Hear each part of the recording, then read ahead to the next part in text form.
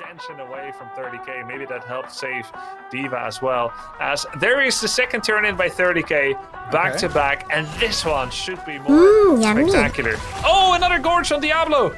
Is there an Earth Shatter from Hazu? There's going to be a root from Malfurion. The Sleep X-Ray so chunked.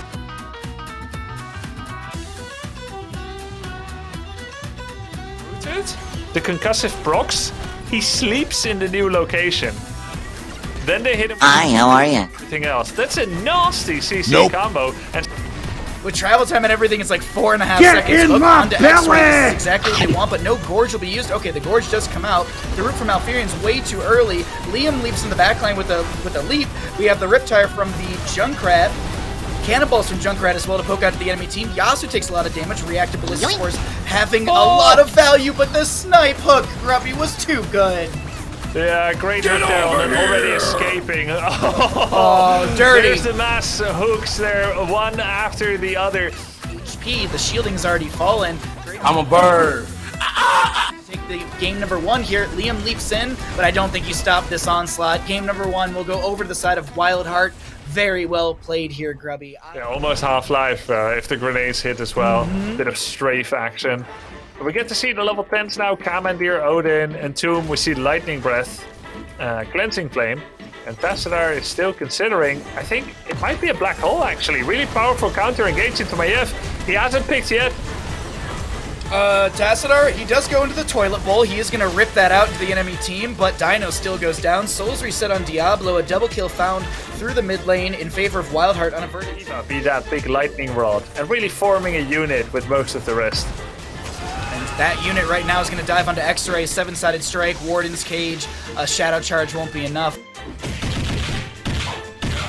The backline onto Hazuabs. The 1v1's going in favor for Buds, actually, as he dives back in with a few punches into that Tychus. On the left-hand side, we saw the D.Va mech fall. She's auto-attacking into Liam, who does go down. He tries to steal some skeletal defenders. Pit Kit will be falling on this Maiev, but the multi-shots are cleaning up this engagement. Unaverted is a monster on this. I'm too weak. Oh, don't kill me, please. These catapults chunk very hard as Dino steps forward with a little bit of a force wall, a little shock ray, a little psionic storm, but the core is falling here, Grubby, and it's looking like game number 2 is heading over in favor for WildHeart. Can Unaverted clean this up? Can the Tassadar stop things from happening? Vala goes down, but the core is shredded by Weary Day and Zergling. GG, well played, over to WildHeart. Against the Poke Queen Chromie are working away at that Immortal, and damage keeps coming in. Burrow Charge on Diablo, the counter attack, Shadow Charge into the stun. He angles and overpowers to make sure that either of the boss stuns are going to connect. Damage isn't there, but here's the thing, Cocoon onto this Li Ming. Is she going to be able to live through this Weary Day? That was dealt there by WildHeart into that Immortal.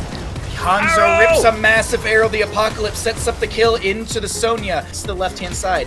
Gonna try and get that Overwatch 1v1, but Malfurion, Tranquility comes out unaverted. Gonna be targeted by Dino. Dino gets the recall right next to Unaverted's location. The Li Ming Disintegrate will be able to snipe down the Tracer. Diablo goes down, trying to zone back the enemy team. A huge setup onto this Stukov, and Yasu is gonna give another reset over to Li Ming. Quietly been owning from the backline on support. There's another one. It's beneficial, it's good as a disengage tool, but Virulent Reaction, it sets up kills, it sets up blow up, and that could be the case here. Pit Kid, gonna try and Burrow Charge. Life is pain! Wow! And from the Dahaka as well, Zergling, very low mech. Tunneling Claws from Liam, he's trying to get into this, but the Gust forces back the enemy team. Liam is all by himself. Was this a mistake from the Dahaka? He takes so much damage from the D.Va mech explosion. Dahaka goes down.